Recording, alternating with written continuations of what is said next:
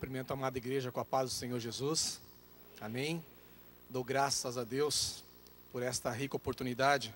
Eu tive o prazer de estar aqui com os irmãos há mais ou menos um mês atrás, conhecendo aqui este rebanho, que eu tenho certeza que tem buscado o mesmo Deus, que tem confiado nas promessas do Senhor. Como o pastor disse, nós somos ali de Arujá, congrego na Igreja Pentecostal da Bíblia, e o Senhor, pela misericórdia dele, nos chamou também para estar à frente do ministério. À frente do ministério fez da igreja local em Arujá. E desde os meus 22 anos que eu estou à frente de uma igreja, um dia o pastor me convidou para dirigir uma igreja no posto de gasolina. Conversando com ele ali eu aceitei, e até hoje, graças a Deus, nós estamos trabalhando e o Senhor tem feito grandes coisas em nossas vidas. Queria agradecer o pastor Paulo, que está nos acompanhando nesta noite. A minha esposa, ela viria, mas ela faz parte do grupo de louvor da nossa igreja, e eles têm um trabalho no sábado, eles estão ensaiando para ir cantar lá em Diadema, né? E a minha filha, semana de prova, então ela ficou estudando para fazer a prova amanhã cedo, mas numa próxima oportunidade eu tenho certeza que ela estará conosco.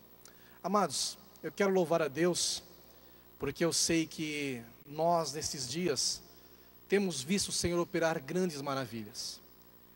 E hoje, quando eu cheguei aqui, comecei a meditar e ver a organização da igreja, conversando com o pastor, a alegria da família, né, dos filhos louvando ao Senhor, eu percebi, amados irmãos, que o Espírito Santo, ele tem levantado nesses últimos dias homens e mulheres que estão realmente comprometidos com a obra do Senhor. E é muito bom ver isso, porque esta é a vontade do Senhor. Amém? Eu queria que você abrisse a tua Bíblia, para que nós meditássemos um pouco na palavra do Senhor, em Lucas, no capítulo 24, no versículo 13. Nós vamos ler o 14, 15 e 16, amém? Versículo 14, 15 e 16.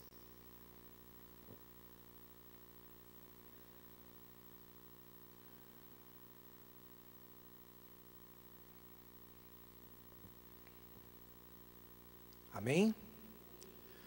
Diz assim a palavra do Senhor, amados. No caminho, conversavam a respeito de tudo o que havia acontecido. Enquanto conversavam e discutiam, o próprio Jesus se aproximou e começou a caminhar com eles. Mas os olhos deles foram impedidos de reconhecê-lo. Somente até aqui. Amados, nós estamos diante de um texto muito rico da palavra do Senhor. E é um texto que nós percebemos aqui, amados irmãos, que fala de um momento após a ressurreição de Cristo. E um certo escritor, ele diz o seguinte, que se os inimigos, aqueles que perseguiam a Cristo, tivessem capturado o corpo de Cristo, logo após a sua morte, eles fariam questão de mostrar o corpo de Cristo para falar que ele não havia ressuscitado. E se fossem os discípulos que tivessem escondido o corpo de Cristo para falar que ele ressuscitou e não estava mais ali, eu tenho certeza que nenhum deles teria dado a sua vida por amor ao Evangelho. Mas eles deram a vida deles por amor ao Evangelho, porque eles tinham uma certeza que Jesus Cristo ressuscitou, está à destra de Deus, intercedendo por cada um de nós. Esta é a nossa certeza, amados. Nós sabemos que muitas pessoas tentam provar o contrário, mas sem nenhum sucesso. Interessante que eu li algo outro dia, sobre um escritor, ele disse o seguinte, que é Elvis Santoro. Ele diz o seguinte, que a fé, ela ri das impossibilidades. Então, quando nós cremos no Senhor, nós temos fé, então aquilo que é impossível, ele começa a deixar de existir, porque a nossa fé, ela começa a falar mais alto.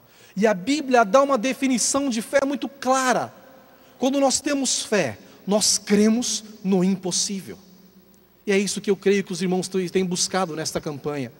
Nessas 4 quartas-feiras, foram 4 ou 5 esse mês? 4 quartas-feiras. E eu creio que é isso o prazer de Deus em realizar em nossas vidas. E aqui nós vemos, amados irmãos, nesse texto que acabamos de ler, 2 homens que estavam caminhando logo após a ressurreição de Cristo, mas eles não sabiam ainda que Cristo havia ressuscitado. Mas a Bíblia diz que eles conversavam, aliás, a Bíblia diz que eles falavam a respeito de tudo.